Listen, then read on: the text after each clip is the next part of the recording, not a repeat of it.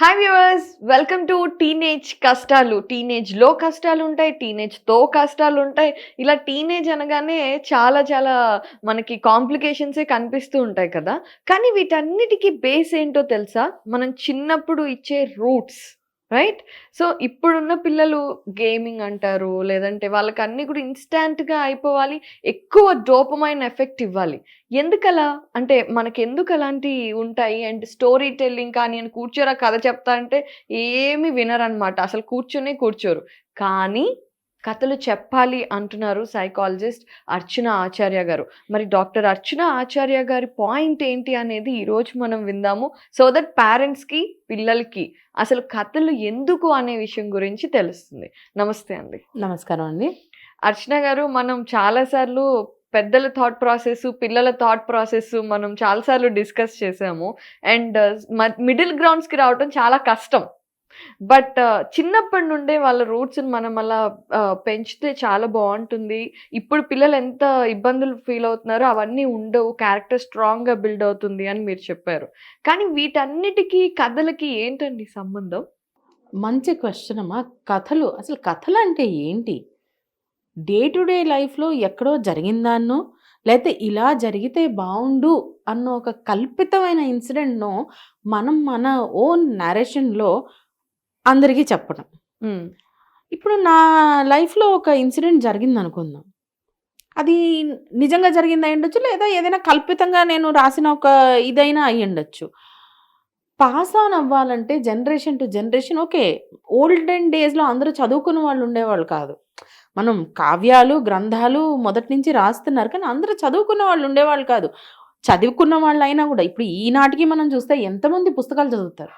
ఇప్పుడైతే ఇంకా తక్కువైపోయింది. పుస్తకాలు చదివే అలవాటు చాలా మందికి ఉండట్లేదు. హ్మ్. కాబట్టి కథ అన్నది దాన్ని చాలా ఆసక్తికరంగా వినాలనిపించేలా కబుర్లు చెప్పినట్టు చెప్పేవాళ్ళనమాట మొదటి నుంచి కూడా. హ్మ్. చిన్న చిన్న పిల్లలకు కథలు ఎందుకంటే చిన్న పిల్లలు ఆసక్తిగా వినాలి వాళ్ళు. హ్మ్. కథలు అన్నవి వాళ్ళ క్యారెక్టర్ బిల్డింగ్, ఒక పర్సనాలిటీ బిల్డింగ్‌లో చిన్నప్పటి నుంచి ఇట్ వాస్ అ పార్ట్. హ్మ్. చాలా విషయాలు ఇప్పుడు నేను కూర్చోబెట్టి అబద్ధాలు ఆడకూడదు, హ్మ్. నువ్వు కష్టపడి చదువుకోవాలి, హ్మ్. లేదా నువ్వు హెల్తీ ఆహారం తినాలి, ఇవన్నీ నచ్చవు. మామూలుగా మనం చెప్తే ఎవరికీ కూడా మనకే నచ్చవు. నచ్చవు. కానీ దానికి ఒక కథ అల్లి, అప్పుడు ఒక ఇలా జరిగింది కాబట్టి మనం ఇలా చేస్తే ఇలా అవుతుంది, ఇందుకని మనం అబద్ధాలు ఆడకూడదు చెప్తారు. నానా పులి కథ అని చెప్తారు. అది నిజంగా జరిగిందా కల్పితమా అన్నది మనకు అది అప్రస్తుతం. కానీ దానిలోని నీతి పిల్లలు చాలా చక్కగా అర్థం చేసుకోగలుగుతారు. ఎందుకంటే చూడు నాన్న, ఇలా ఒక టైంలో ఇలా జరిగింది కాబట్టి నువ్వు అబద్ధాలు ఆడకూడదు. హ్మ్. ఓ అలా జరిగిందా? పిల్లలు ఏంటి అంటే అమ్మో అలా అయింది, they really want to, they will feel it. ఆ నారేషన్ని వాళ్ళు ఫీల్ అవుతారు. మొన్న 'హాయ్ నాన్న' మూవీ వచ్చింది. అందులో అమ్మాయి కథ చెప్తే నాన్న రాజుగా ఎవరిని ఊహించుకోను అంటుంది. అవును. అంటే ఒక కథ అని మనం చెప్తుంటే వాళ్ళ ఇమాజినేషన్‌లో దాన్ని పిక్చరైజ్ చేసుకుంటారు. కరెక్ట్. సినిమా చూపించామనుకోండి, ఇట్లా చూస్తారు అంతే. అంటే ఇట్ ఈస్ ఆల్రెడీ దేర్. వాళ్ళు దాన్ని ఊహించుకోవడానికి, చేసుకోవడానికి ఏమీ లేదు. హ్మ్. మనం ఏదైనా సినిమా చూపించామనుకోండి, 'రాజు' అనగానే, 'బాహుబలి' అనగానే ప్రభాస్ వచ్చేసాడు. హ్మ్. సో 'బాహుబలి' అనగానే నాకు ప్రభాసే కనిపిస్తాడు. నేను ఇంకెవరిని ఊహించుకోలేను ఆ ప్లేస్‌లో. మన ఇమాజినేషన్ స్కిల్స్‌కి క్రియేటివ్ ఛాన్స్ స్కిల్స్, ఉండదు. ఇమాజినేషన్ స్కిల్స్ జీరో అయిపోతాయి. అదే కథ చెప్పాననుకోండి, అనగనగా ఒక రాజు ఉండేవాడు, ఆయన పేరు బాహుబలి, ఆయన ఇలా ఉండేవాడు అంటే అక్కడ ఎవరినైనా నేను ఊహించుకోగలుగుతాను. పిల్లలు జనరల్‌గా ఏంటంటే వాళ్ళకి బాగా క్లోజ్‌గా తెలిసిన వాళ్ళని దాంట్లో ఇమాజిన్ చేసుకుంటారు. సో ఒక నీతి కథ వాళ్ళకి చెప్పినప్పుడు దాన్ని వాళ్ళు వాళ్ళ లైఫ్‌కి, వాళ్ళకి అన్వయించుకుంటారు. And it becomes easy for them to practise. Hmm. And ఇవాళ టుడేస్ జనరేషన్ ఆ కథలు చెప్పడం అనేది చాలా తగ్గిపోయింది. పేరెంట్స్‌కి టైం లేదు, గ్రాండ్ పేరెంట్స్ అంతగా లేరు. మరి పిల్లలకి ఎవరు స్టోరీ చెప్పాలి? అంటే what is the best time? మామూలుగా సరే రండిరా కూర్చోండి కథలు చెప్తాను అంటే చాలామంది రాపోవచ్చు మీరన్నట్టు, ఇప్పుడు వాళ్ళకి ఇంట్రెస్ట్ ఉండట్లేదని. బట్ ఈనాటికి కూడా ఈ జనరేషన్‌లో పిల్లలు కూడా పడుకునే ముందు కథలు వింటారు, చెప్తే. చెప్పేవాళ్ళుంటే. కరెక్ట్. మీరు ఈ ఏ ఏజ్ అంటే ఒక 10, 11, కొంతమంది 15, 16 సంవత్సరాల పిల్లలు కూడా ఉన్నారు. పడుకునే ముందు ఏదైనా కథ చెప్పవా పడుకుంటా అనేవాళ్ళు. అసల ఈ థాట్ కూడా ఎంత హాయిగా ఉంటుంది హాయిగా మనకు ఉండదు. కూడా. అంటే మనం చెప్తుంటే దాన్ని వాళ్ళు ఫోకస్డ్‌గా వింటారు. ఆ టైంలో వాళ్ళకు వేరే ఏమి యావిగేషన్స్, ఎంగేజ్‌మెంట్స్, ప్రీఆక్యుపైడ్ థాట్స్ ఏమి ఉండవు వాళ్ళు. మనం చెప్పేదాన్ని చాలా కాన్సంట్రేషన్‌తో వింటారు. మీరెప్పుడైనా అబ్జర్వ్ చేసి చూడండి. పిల్లలకి కథ చెప్పి చూడండి. చాలా ఫోకస్డ్‌గా వింటారు. అండ్ పడుకునే ముందు చెప్పింది వాళ్ళు చాలా సింక్ ఇన్ చేసుకుంటారు. కాబట్టి night time before sleeping is the best time to narrate stories to children. And ప్రతి ఒక్క తల్లి, తండ్రి, గ్రాండ్ మదర్, గ్రాండ్ ఫాదర్ ఎవరు పిల్లలకి ఎవరు అవైలబుల్‌గా ఉంటే, ఎవరు వాళ్ళని పడుకోబెడితే, వాళ్ళు పిల్లలకు ఒక 1 ½ 2 ఇయర్స్ ఏజ్ వచ్చినప్పటి నుంచి వాళ్ళ కథ చెప్పడము అన్నది ఒక అలవాటుగా మార్చుకోవాలి. ఆ కథలో మనకు ప్రతిసారి ఏమంటారు there are different different stories.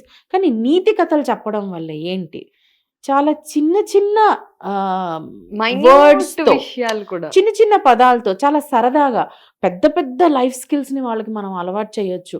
Some very important life concepts. ఎలా అంటే మనం వింటుంటాం పంచతంత్ర కథలు.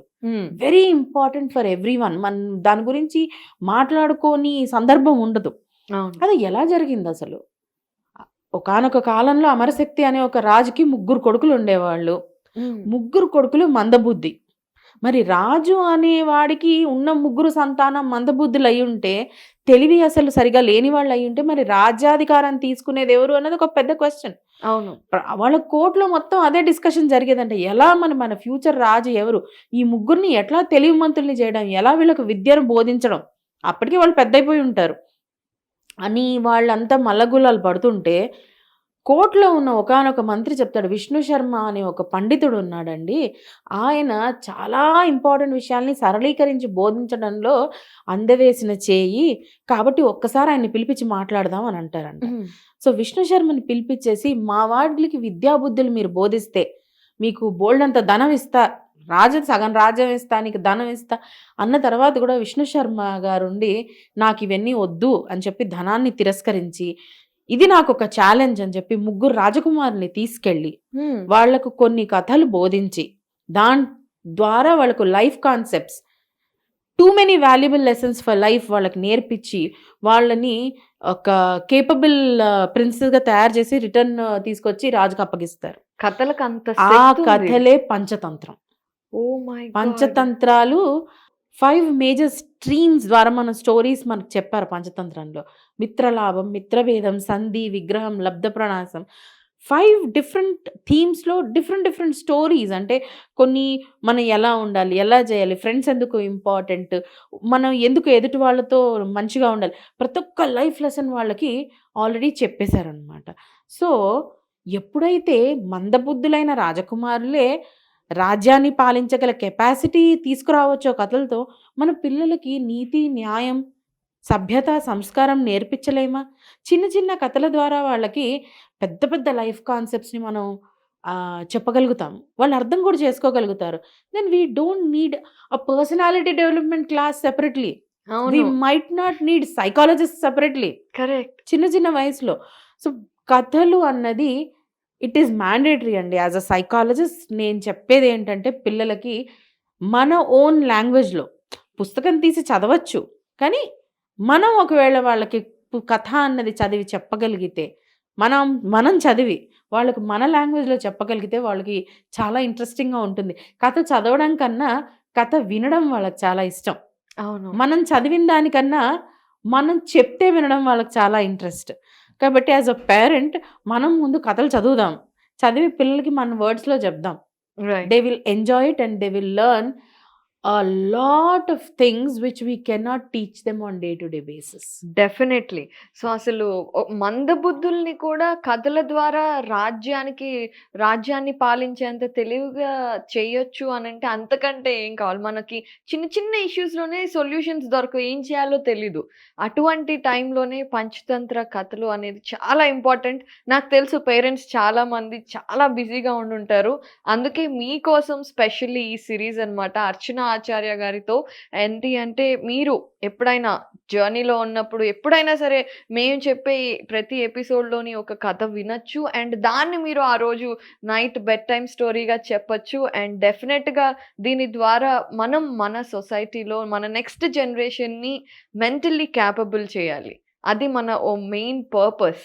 ఏ ప్రాబ్లమ్‌కైనా వాళ్ళు సొల్యూషన్‌కి వాళ్ళంతట వాళ్ళు సొల్యూషన్ క్రియేట్ చేయగల సత్తా వాళ్ళకివ్వగలగాలి. ఈ పర్పస్‌తో అర్చన ఆచార్య గారు ఇంత గ్రేట్ కాన్సెప్ట్‌తో వచ్చారు. అర్చన గారు, we really want to thank you and కథలకు ఎందుకంత ఇంపార్టెన్స్ ఉంది అనేది చాలా బాగా చెప్పారండి. Thanks a lot.